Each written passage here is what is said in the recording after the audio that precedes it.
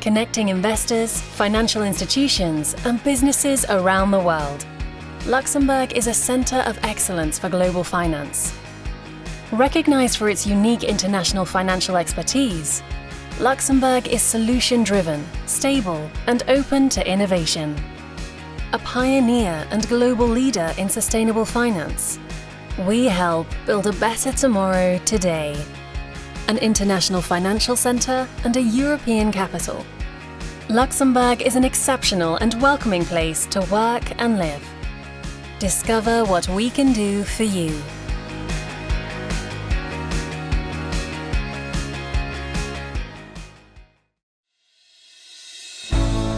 Welcome to Focus On, bringing together financial industry experts of different horizons, sharing and discussing their insights.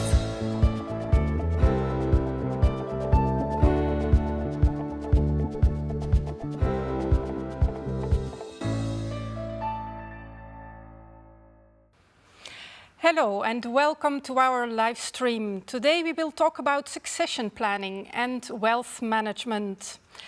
The largest wealth transfer in history is currently in progress. Over the next 20 years, hundreds of trillions of dollars are expected to be passed down to the next generations. However, succession planning can be complex and feel like an emotional minefield. Inadequate preparation can be costly and lead to financial and legal complications at later stages, especially given that families are becoming increasingly international and live longer also in many different countries. Some wealth managers compare it to a Mikado game or a pick-up sticks game, whereby any stick you move can make all the other sticks move along or bring the entire thing simply out of balance. And that's exactly what we will focus on in the next 60 minutes with the financial experts that have joined us here today. They will share their views on how they keep the sticks in balance across geographies, across generations, and through all the different milestones that life can bring. And in the end, holding together a family fortune cannot be an end in itself. People are free to make their own decisions and also lead their own lives. And as some of the speakers will explain today, if the proceeds benefit more people outside the family or have a positive impact on the planet instead, then the matriarch or patriarch are for sure to have established a strong legacy. And the first guest today, who will tell us how he sees the largest wealth transfer currently unfolding, is Pascal Julliard, CEO of HSBC Private Bank, Luxembourg. Enjoy the live stream.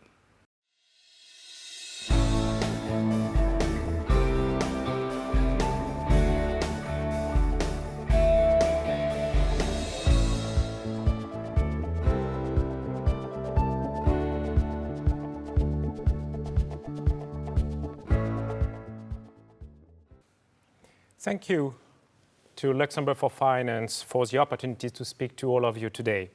My name is Pascal Julliard, and I'm the CEO of HSBC Private Bank in Luxembourg, the EU hub for our global private banking franchise.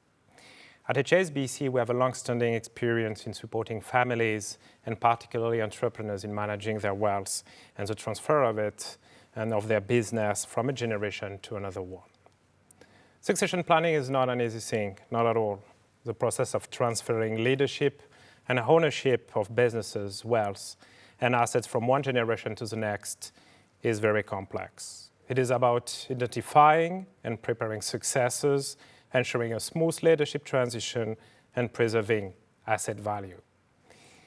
In my presentation, I will more focus about the transfer of wealth from entrepreneurs, because it's clearly part of our DNA and part of our expertise.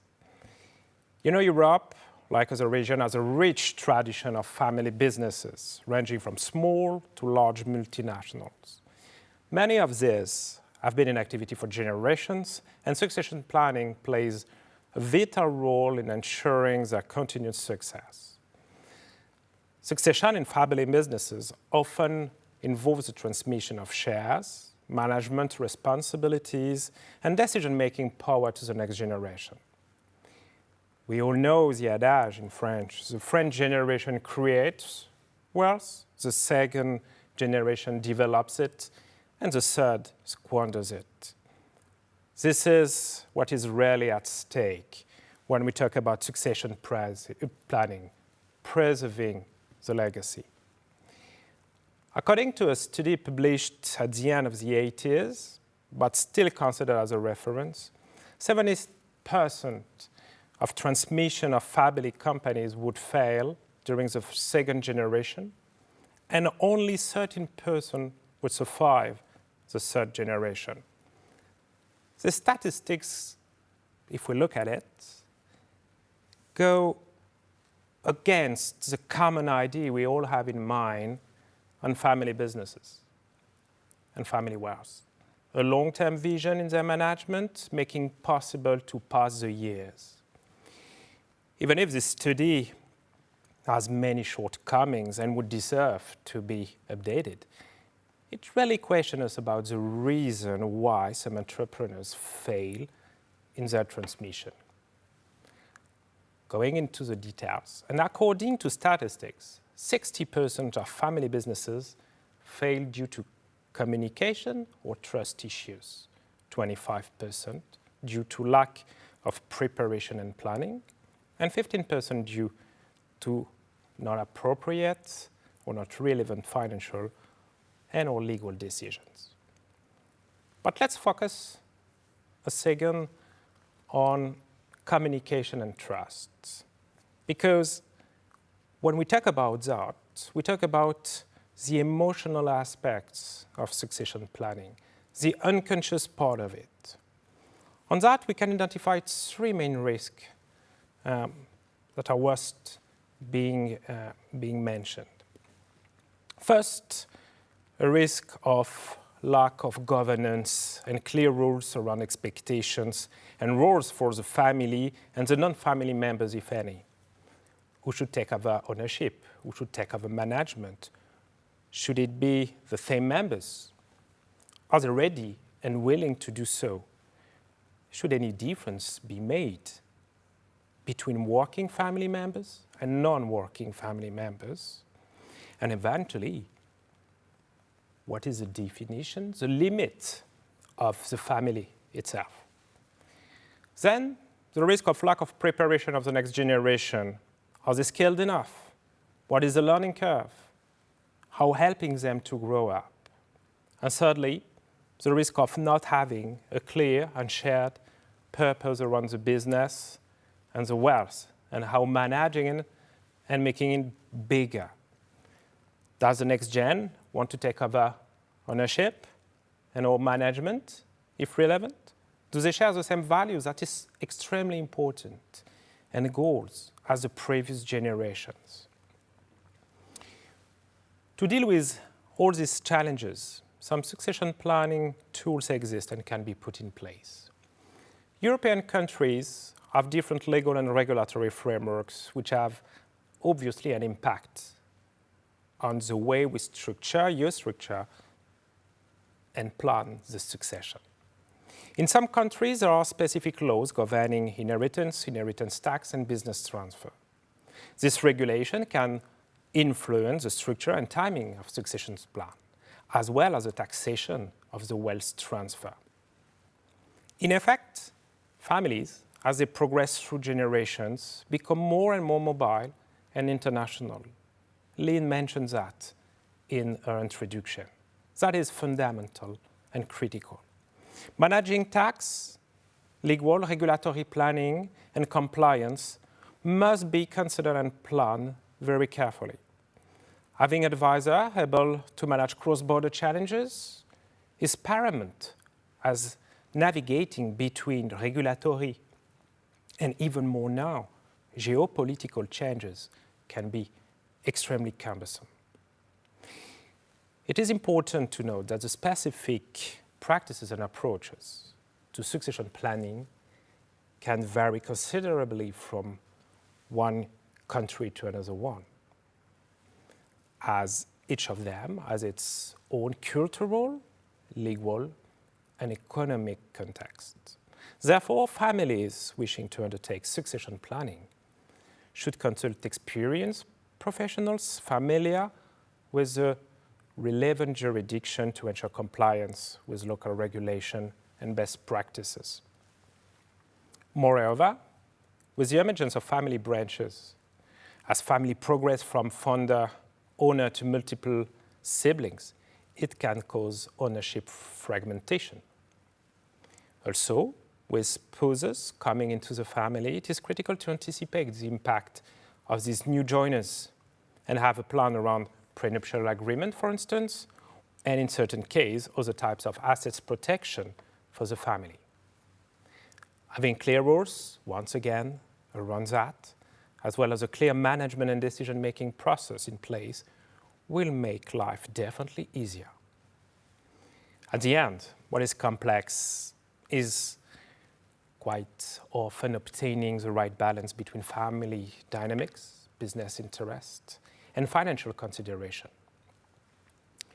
Sometimes things can become increasingly more complex when families have in parallel to deal with sibling rivalry, diverging aspiration of the family members, whilst making the decision in terms of wealth distribution and share of the responsibilities. Taking into consideration all of these parameters and complexities have probably contributed a lot to the emergence of the family offices as a tool to best manage the wealth, the business, and most importantly, probably the purpose, and so to keep family members close. To finish, in the recent years, we have also observed an increasing emphasis on corporate and family governance. This includes creating independent boards, developing formal governance structures, and implementing transparent decision-making process.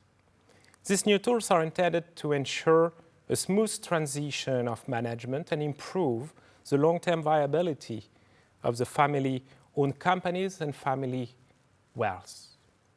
They are also in line with the transparency aspiration of our society. Thank you. Thank you for this excellent introduction, Pascal. What is very good is that you touched on many different points and ideas that will for sure now be very useful for our next panel discussion, where we will take a more closer look at the international dimension of the succession plans. Thank you very much, Lynn. A real pleasure.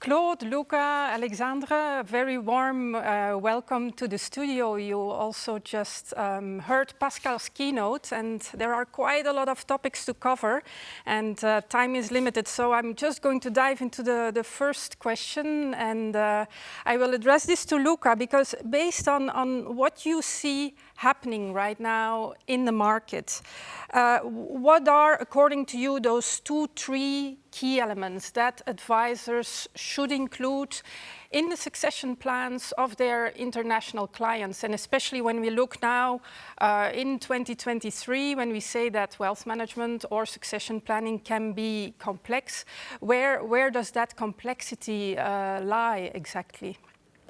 Thank you, Lynn. You know, in general, conversation about succession planning tend to be very specific to the individual circumstances of the clients. That said, if I had to identify 2-3 key elements that generally the conversation revolves around, right, I will highlight the following. First of all, right, make a will. You will be surprised, but no matter how wealthy individuals are, how educated or structured they are in terms of support and family offices, oftentimes they happen not to have a will, which clearly this is a problem. And even there, right, make sure that you have no more than one will. because otherwise you may find yourself in a pretty sticky situation with a later type of will, potentially revoking whatever was previously defined as part of an earlier agreement. So you want to make sure that you can transfer your wealth in line with your intention, and therefore you need to make sure that your orders, your affairs are in order in that respect. Second, make sure to perform regular reviews, so what we could call tax health checks. Many of our clients live in a very international environment across multiple jurisdictions, so it is important that they can understand what are the different succession rules which apply to the different assets, right? So are you sure that you can pass everything to your wife? Maybe yes, maybe not. There will be countries in which there are statutory inheritance rights rather than forced heirship rules. Therefore, they need to be understanding what are the implications of the setup and environment in which they operate, so they can regulate their affairs in according to their wills and their desires. Last but not least, and it's a more, let's call it, overarching principle, right? Do not leave things to the last minute. Taking care of succession is not something that you think about when you're 75, 80 plus, right? That's something that you should start thinking 20, 30 years before. It's an exercise which is complex, takes time, requires a whole family to be part of that exercise in order to make sure that you have something which is properly planned and executed, and you don't leave your heirs in unpleasant situations. So what you're saying is basically that people should already start thinking in their 40s about drawing up these plans? Absolutely, yes, if not early, right? Because nature may call before you may desire, and especially when you're part of large, wealthy families, you want to make sure that you don't leave anything to chance. We know that most of the times, right, a succession plan fails due to family dynamics, and this is because there was not enough thought, preparation put into things well ahead of time. Mm-hmm. And then if we look a little bit more on the technical side and the toolbox, Claude, then what are the vehicles and the tools that can be used to materialize all this? Yes, I think the big challenge regarding the transfer of wealth in the next coming year is that we don't have any unified succession law in the different countries. Some countries are considering the law of the deceased person, other countries are considering the law of the beneficiaries, meaning where the heirs are resident. It's also a difference whether the assets are movable assets or immovable assets. So our mission is a little bit to put unification in these cross-border transmissions. And luckily, our wealth management toolbox contains some good solutions for doing estate planning. For example, you may structure your assets through a company. We have different forms of companies. For example, the Luxembourg Family Wealth Management Company, which is called in French La Société de Gestion Patrimoine Familial, also called SPF, is a quite good tool, but only under the condition that the owner or the beneficial owner of the company will be residing in a country which has no CFC rules. This may, for example, be the case for a Swiss resident, especially a Swiss resident under the lump sum tax regime. Also, the SPF may be used for some countries in South America. There's another form of companies which might be used for estate planning reasons. It is the so-called limited partnership, Société en commandite.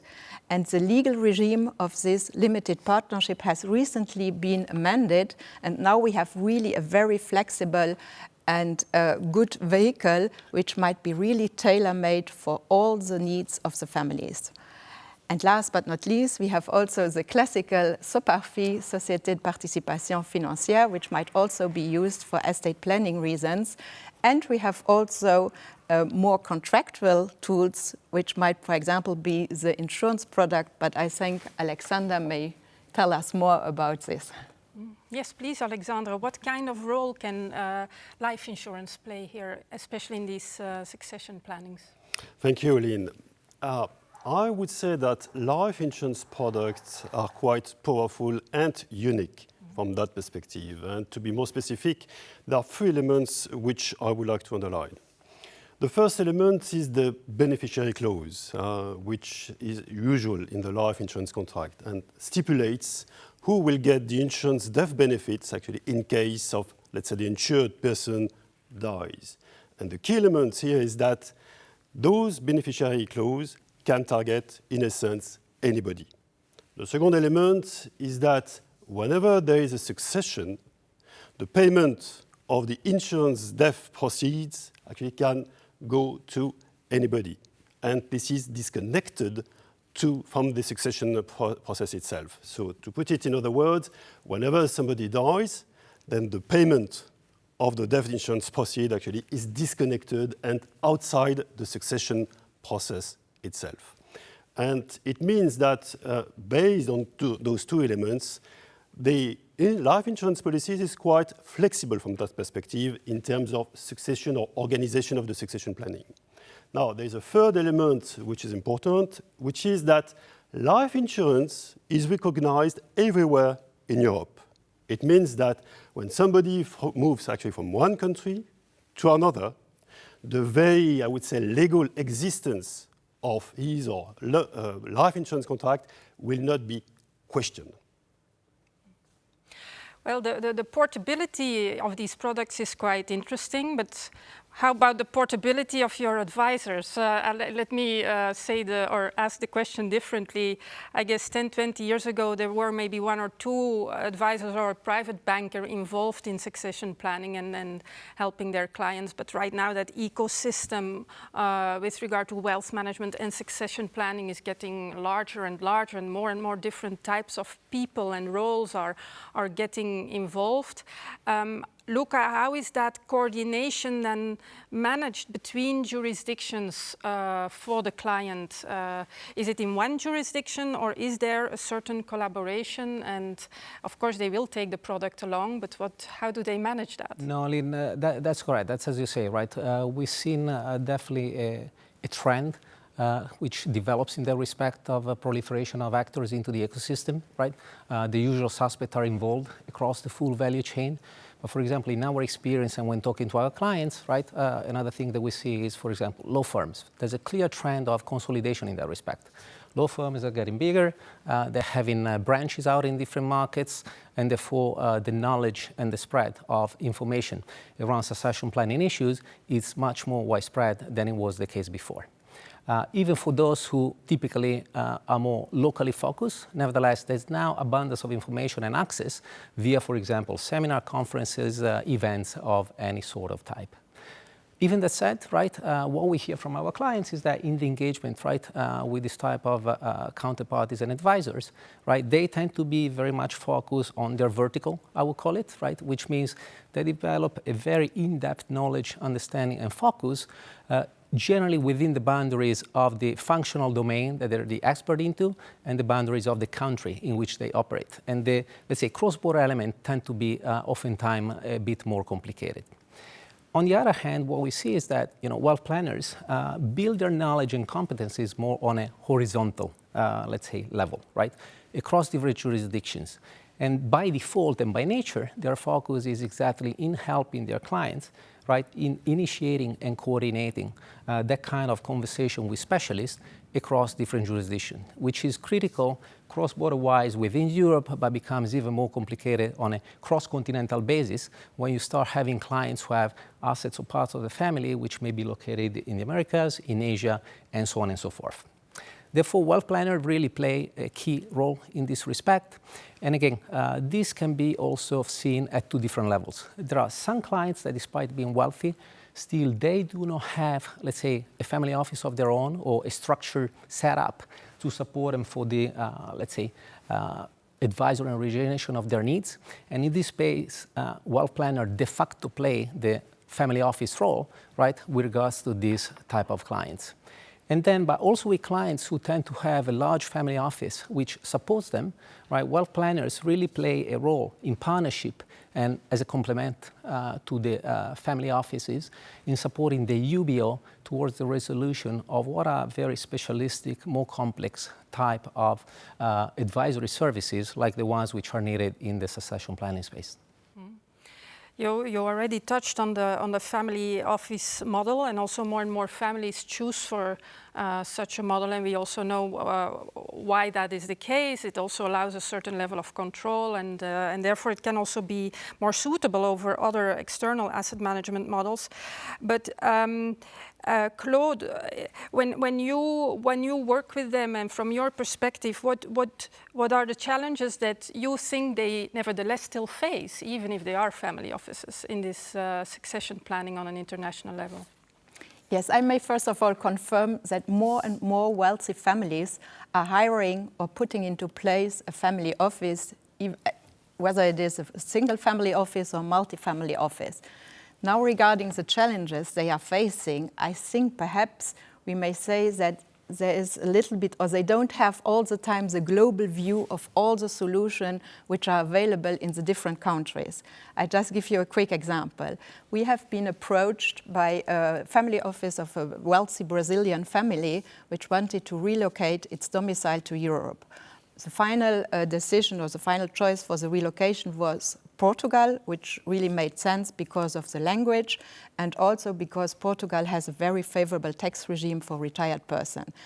But then, and that I thought it was a little bit strange, the family office wanted to structure, and the family office, I just remind you, it was based in South America and probably knew very good the American market, and that was why they were proposing to structure the assets through a Canadian fund, because Canada has a very good double tax treaty with Portugal.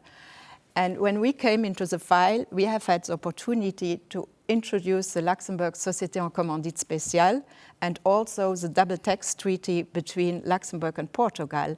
And then really the family office chooses to structure also the assets through Luxembourg, which made sense because then everything, the person and the assets, were centralized in Europe.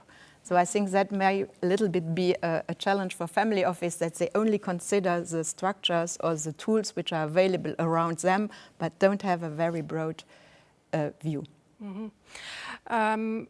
Luca, you also already mentioned earlier the tax and the legal implications that such planning can have. And Alexandre, I would like to continue a little bit on that, because especially, for example, with life insurance products, can you elaborate a little bit on that impact or that tax impact that can occur with such a product? Yeah, coming back to life insurance, you put it brightly, even yourself, Lynn, when you were saying that the insurance contract, the life insurance contract, is portable, is mobile, to put it brightly. Now, the truth is, so it means that this is recognized everywhere in Europe. Between, let's say, outside different continents, that's a little bit different. But in Europe, that's recognized everywhere without any difficulty. Now, the truth is that, of course, let's say things are a little bit more complicated in the sense that to be qualified as life insurance, they need to be some adaptation when somebody moves from one country to another. So there is slight incompatibilities between countries.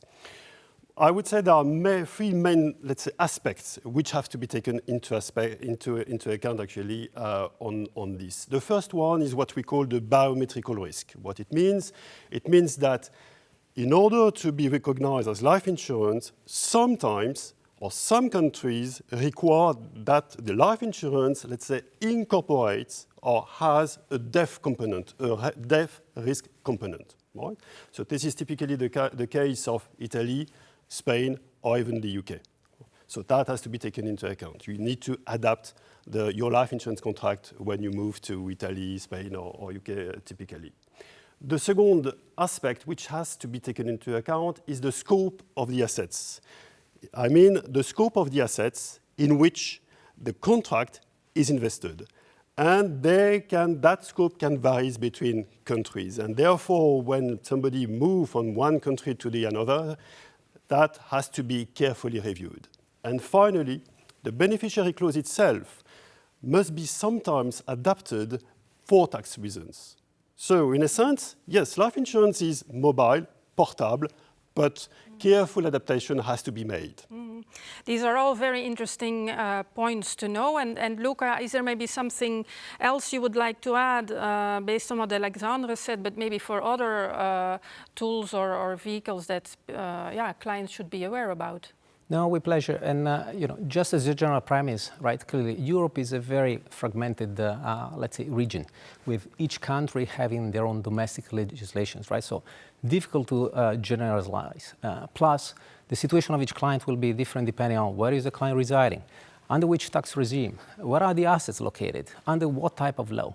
But looking, for example, at 3 different type of situations that we generally come across, and we're in dialogue with our clients. I will start with first, corporate structures, right? Claude before touched across a number of them, right? Clearly, there are a number of different structures which are very popular with families who do not want to delegate ownership and they want to retain control. It was mentioned before, SOPAFI, right? A good example, close home on what was mentioned before, right? This is a quite common structure for holding portfolios, right? Where also there is an important element of benefit coming with the debt aspect. Say, for example, you're a client with 100 million, right? You can put 50 million in as equity. You can put in 85 million as a loan that you give to yourself, on which you will pay interest, right? Say you charge 4 or 5% on that, and guess what? You have every year 4 or 5 million of interest equivalent, which will be tax-free, right, for the family in question. So quite a beneficial type for setup while in life, but also as part of a potential succession planning. Moving to another type of, let's say, solution, trusts, right? These are historically solutions where the focus is asset preservation and protection, plus long-term, let's say, delivery and maintenance of a family legacy. This is a very popular tool, but especially in the Anglo-Saxon environment with clients of that background, because this is a legal structure, under the common law. So it's not very well known under the civil law, and therefore it's less used by clients in continental Europe. That said, interesting to note that Switzerland, right, has drafted a legislation about trust, so clearly a space in which they have an interest into moving into and exploring. Last but not least, and focusing on a different dimension, relocation to other countries. As I was saying before, right, our clients tend to be multi-jurisdictional, right? And it's not uncommon for them to move from one country to another during their life. So it is very important that they can assess what is the impact of moving from one place to another, and that the setup that they have in place is fit for purpose. Because what you set up, say, in France may have been perfect. You move to the UK, guess what? That doesn't work anymore. And you should have thought before making the move, right, how to restructure your overall wealth. Countries, important to note, have a natural interest to attract wealth. And therefore, they are changing regulations exactly in this direction, right? For example, look at Italy. A few years ago, right, they put in place a new tax framework, which is very attractive for wealthy individuals. Because as long as you didn't live there for the past 10 years, you can relocate, right? And you will be paying a flat tax of 100,000 euros a year, right? And with that, you will have no tax on any foreign income, or there will be no succession tax on any asset outside of Italy. So these were just 3 examples, but the toolbox, as we were saying before, is much wider than this. So the good news is that there's plenty of opportunities in order to deliver against the objectives that the clients have.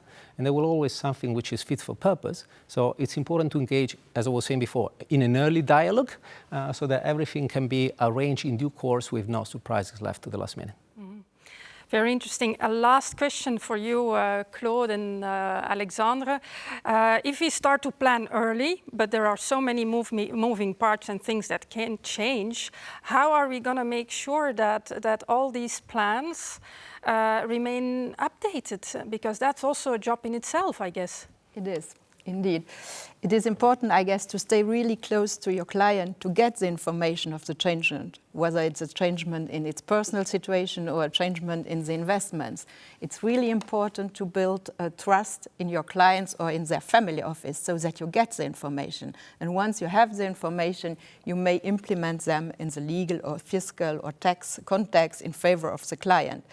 There's one tool which might be used. It's a consolidation tool, meaning if you are the person in charge of the consolidation of all the assets of the clients, being it bankable assets, assets which are held with your bank, but also with third bank, but also non-bankable assets like real estate, like art collections, watch collection, and so on. Then you have the whole view of the portfolio of the client, and of course you can see the changements and you can implement them in the legal and tax regime, which is favorable for the client. Mm-hmm. And Alexandre, the life insurance products, how flexible are they for potential changes in the future? Very flexible, I would say. Very flexible. And getting back to my original comments, I would underline actually two things. One is, as we discussed before, let's say the life insurance contracts are mobile, portable, even though they must be carefully adapted when moving from one country to the other. But in essence, they are recognized, they are mobile, so a client actually can keep his or her on contract when moving within Europe. So that's the first point.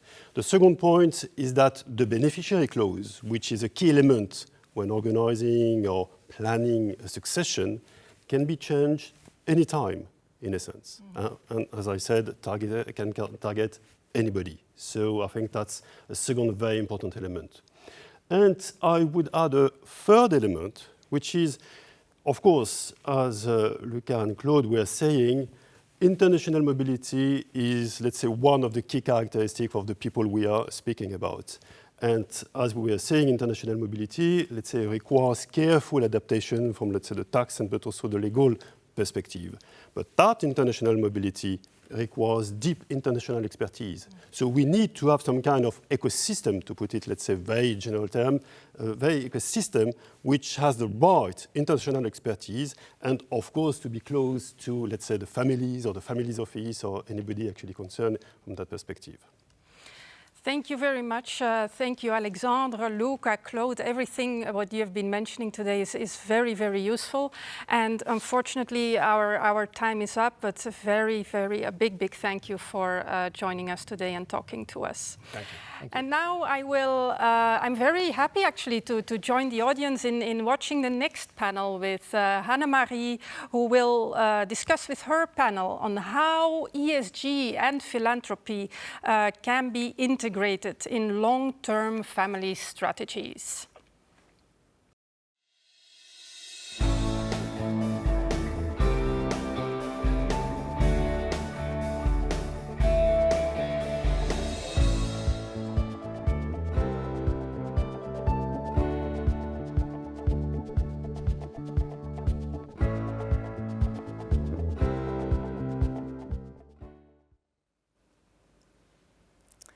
Thank you, Lynn.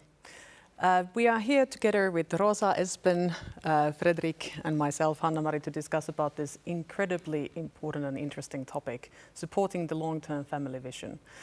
And I think we had very much of fun when we were speaking about this early on, so we could have talked for hours. This is something that's very close to heart to all of us also, so I think we probably will also continue after this discussion.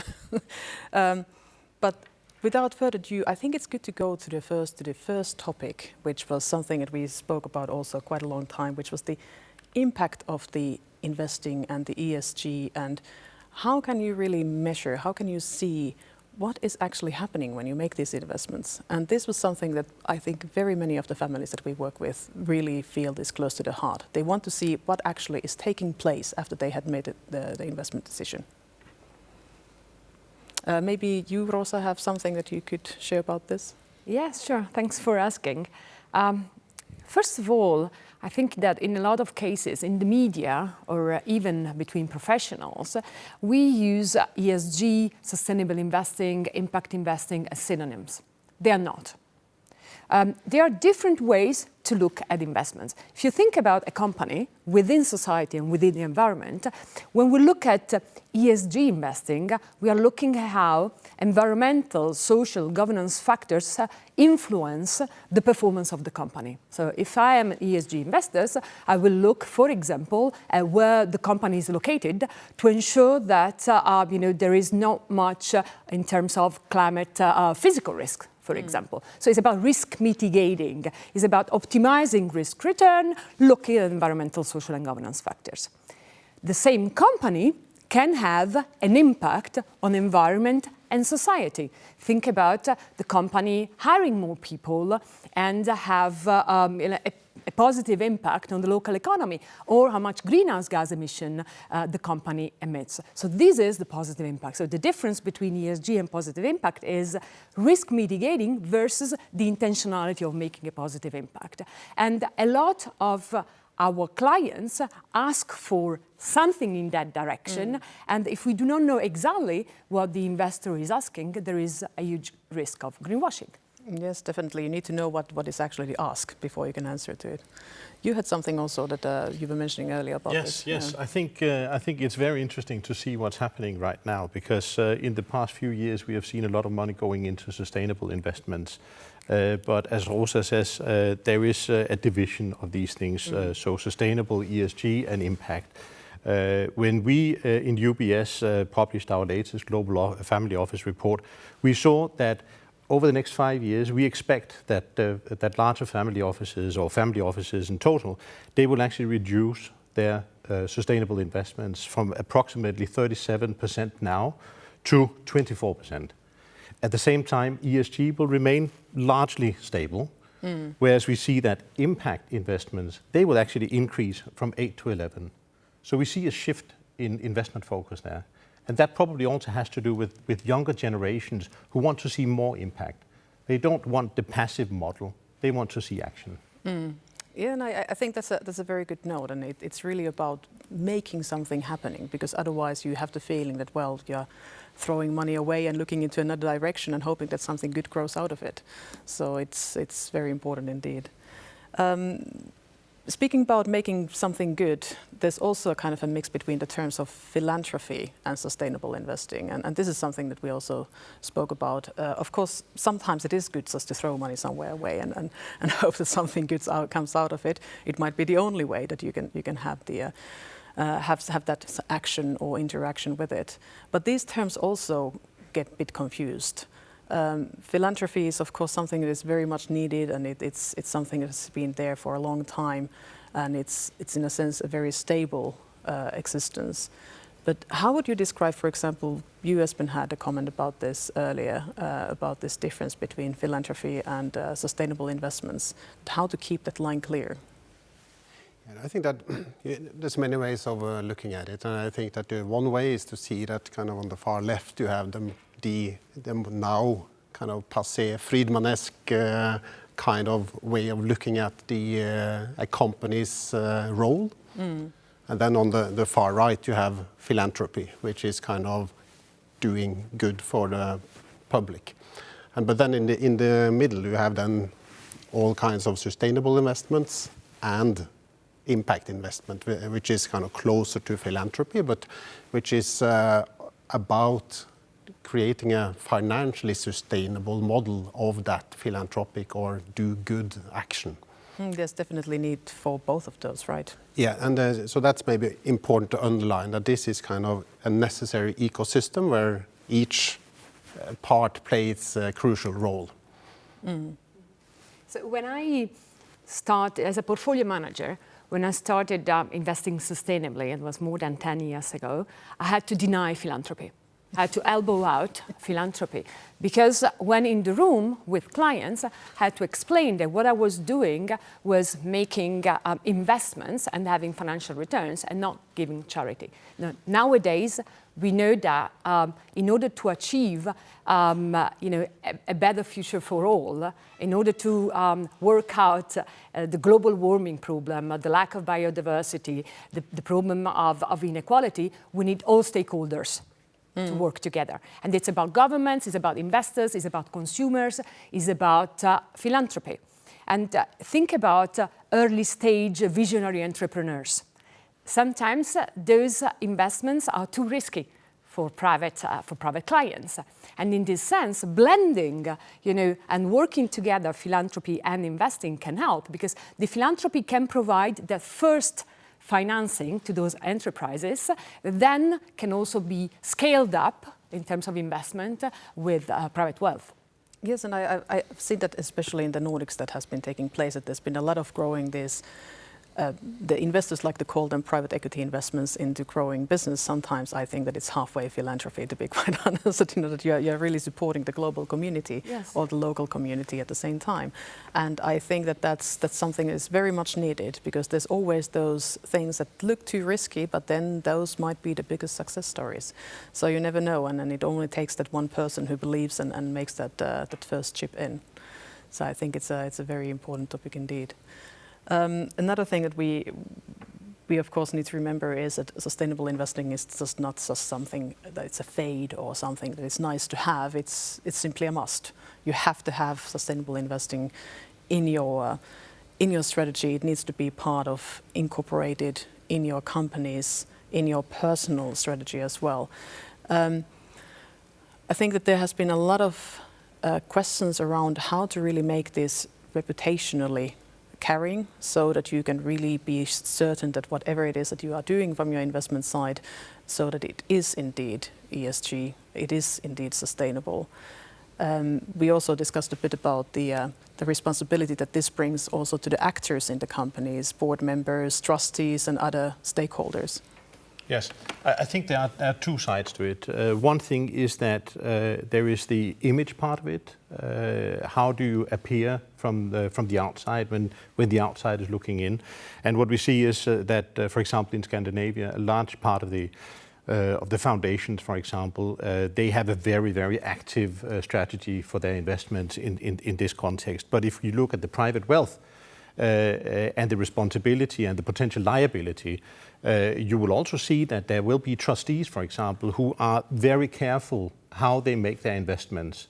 They are very careful that 20 years down the road, that there is not some beneficiary of a trust, for example, who pops up and says, hey, why did you invest like this?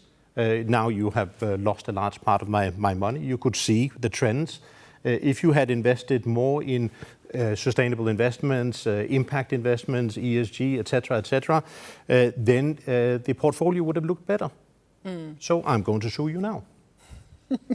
And that's, of course, I mean, it's always good for people who are lawyers. I mean, that's a good business opportunity for someone, but let's hope that people also get smarter. And of course, there's always going to be... people are seeing the writing on the wall. Yeah. So there's a lot of risk, but there's also then managing the risk. Indeed. Yeah. I think you, Rosa, had also something to when we discussed about this earlier. As we said before, with the challenges that we have ahead, we know that in the long term, a lot of things will change. The way we consume, the way we move, the way we produce energy will change. So in the long term, it's key to work with your clients across generations. And if you work with your clients across generation, it is clear the direction of travel. It is clear that there is no profitability without sustainability, and there is no sustainability without profitability. Yeah, it all makes sense. I mean, it all comes together. And we also spoke about the sense of belonging and how to use the sustainable investing in the family's own strategy. And this is something that I have personally also had close to the heart, discussing about the values. You, Rosa, also mentioned that, you know, if you make the investments, you need to have kind of a view that why are you making them? Otherwise, also from people from the financial world, how can we answer to the question if we don't really know what the question is? And finding out this can be a very interesting journey also to the family. Very often still we do have the situation where there is the father of the family or matriarch of the family, or someone who is kind of holding the reins, and there is always room to find the views of the other family members as well. And Espen, we spoke about this in particular, that, you know, how to use this sustainable investing as a tool to find really the closeness of the thoughts and the continuity in the family strategy. Like we spoke about, this is like a question that we could spend the whole day debating about, and it's very complex, and it's especially kind of, you need, each family is unique, so you have to kind of start with the family and take it from there, and in each situation. But just to share a couple of kind of experiences from working with these families. One is that you need to kind of start to talk about values and purpose and that has to be between all generations, so that you can kind of move towards kind of a joint family values, joint purpose. If you don't do that, it's very, very difficult to have a successful transition or transfer of ownership and power. And there's been research that shows that there's a significant difference in having kind of just speak about it and make a written document. A written document of your values, of your purpose, and that is kind of shared among all generations. That is significantly more efficient. And then coming back to what we've spoken about before, we need to be more precise in talking about sustainable investment. I think you need to move in the direction of impact, purpose-driven companies, philanthropy, because if you stick to the ESG, it's very difficult to be passionate about the ESG score, but it's very easy to be passionate about philanthropy or that you actually change something. I think that's capturing it very well. There is one question that always comes into in mind in this in particular, and that's of course the action, like you mentioned, that how to really to make it live, how to put the pen in the paper, really to write down what exactly is it that you need to be doing so that you find the purpose and the values, things that we have discussed about in here and what we have been mentioning. And another interesting observation is that you have, say, in a traditional family company, then maybe you have an operational business, then you might have a family holding company, and then you have the private sphere.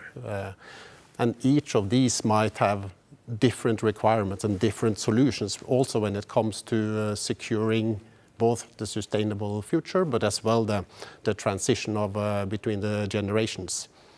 In the operational company, there's more kind of how can you ensure that there is a transition in terms of being prepared for the future. In the holding company, there's maybe more about ESG and maybe allowing the next generation to be involved in small or big projects to both to stimulate their sense of entrepreneurship and as well belonging and maybe to see how those values span out. And I think we could speak for about 15 minutes about using the word allowing the next generation to come in. Whether it is about allowing, whether it's bringing them in, how to really to do that. I mean, it's definitely not something that's easy. I mean, we all probably know also from our private lives that it's not always that easy to realize that when to give a bit more freedom and how to really to stand back perhaps in some situations. But I think that really wraps up what we have been discussing very well. I think, like I said, putting the pen in the paper is probably the biggest message that we can give to the audience also, to really to get practical, to do this preferably in an organized manner, ask for help for organizing this, not just letting it go wild, but really taking time, writing down the visions, the values, the purpose, and that will then guide what is actually the outcome that you are trying to find.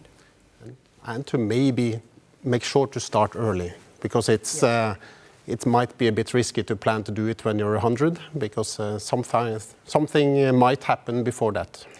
Yeah, I did mention once to one client that there is very little possibility of actually knowing when you will die. I mean, you do have some possibilities by yourself on working on that, but it is something that it's always good to have a plan, whatever situation. I can perhaps put a figure on this because in our latest family office report, it says that 63% of all family offices are set up with a main purpose of transferring wealth to the next generation.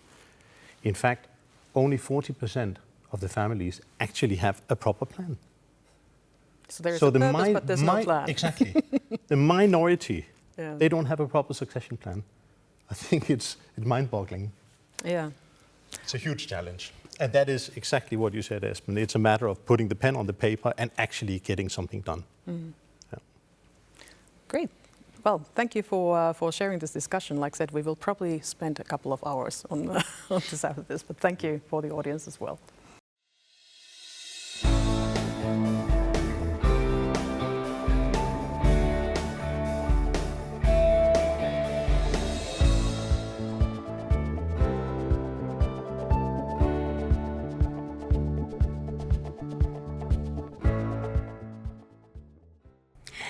Thank you to Luxembourg for Finance for the opportunity to speak today. My name is Sara Courtney Dockett and I'm a Managing Director here at Citi Private Bank, based in the UK. I cover ultra-high net worth clients and I have the great joy of leading our Women and Wealth team in EMEA.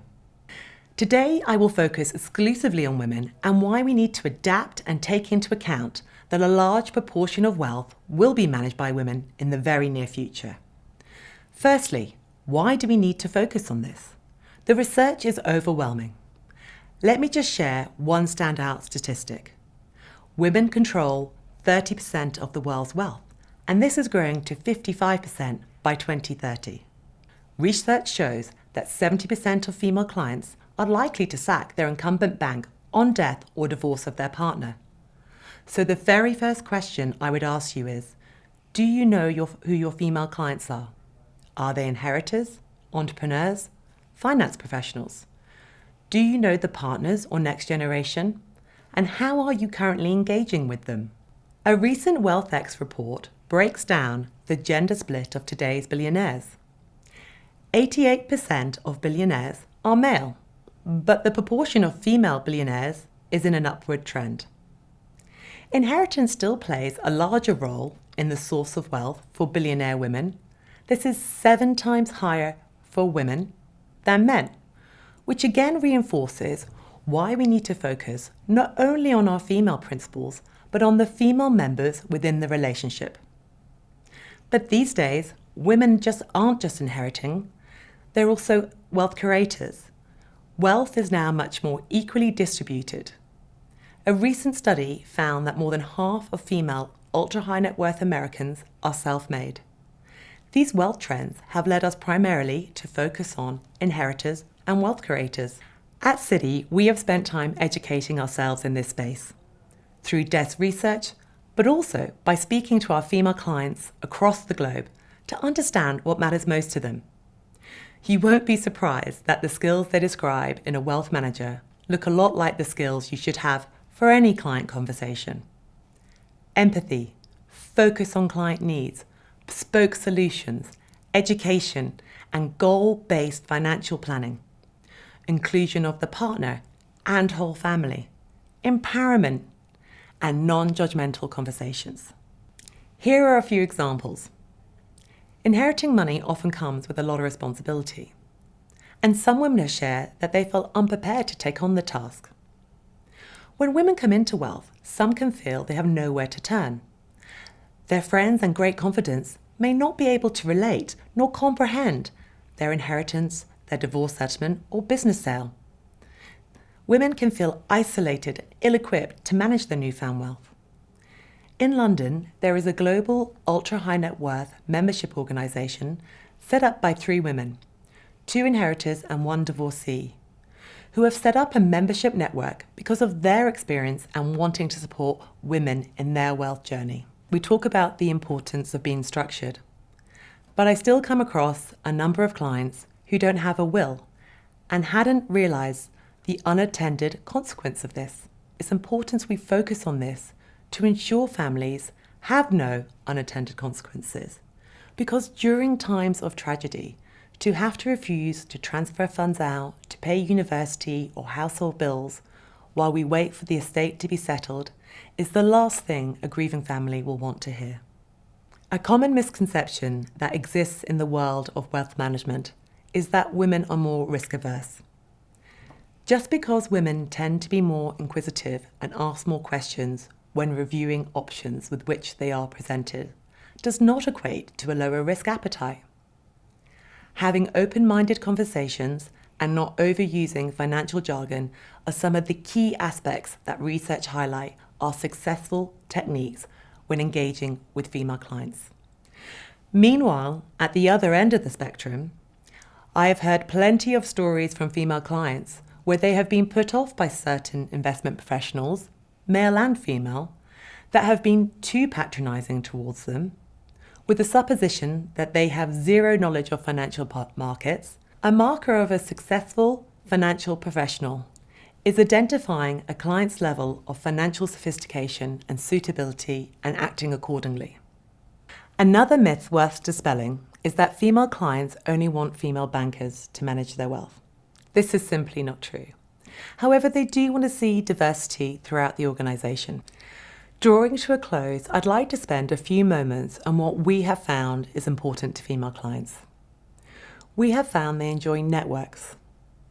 We have focused on building communities for like-minded clients and prospects to engage and interact in an unintimidating space.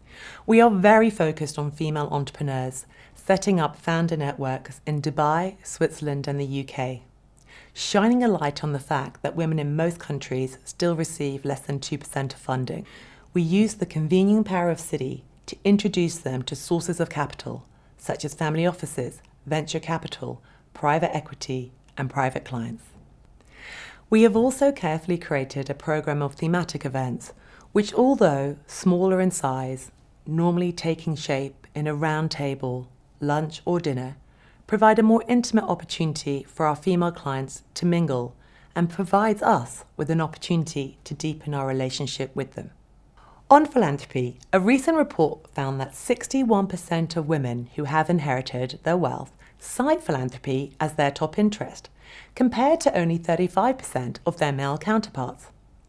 Female donors appear more likely to pursue trust-based giving, whereby donations are offered to non-profits to disperse as each organisation sees fit, rather than with restrictions.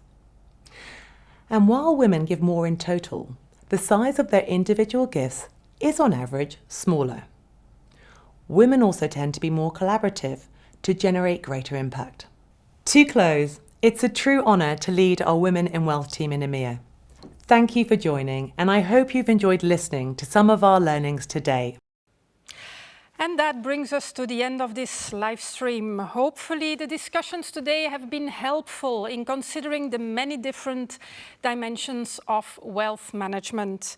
And I must admit that despite the challenging emotions that succession plans can trigger, it is also eye-opening to discover that smooth cross-border solutions can be developed in order to make a wealth transfer as successful as possible. I would like to thank you, the audience, for connecting with us, and also a warm thank you to our sponsor, EHP. I would also like to thank our speakers today who have shared their insights with great care and passion. If you have any questions, then don't hesitate to reach out to us or to check out our website.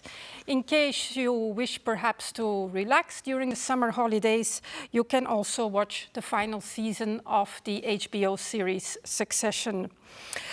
Keep also an eye on our busy events calendar, because we will still have many other topics lined up for you, including a digital French conference with L'Opinion on 20 and 21 September. We will follow later on with a focus on talent on 27 September. In this episode, we will take a closer look on how international financial firms are adapting their operations to attract and keep talent. Until then, I wish you a lovely summer break.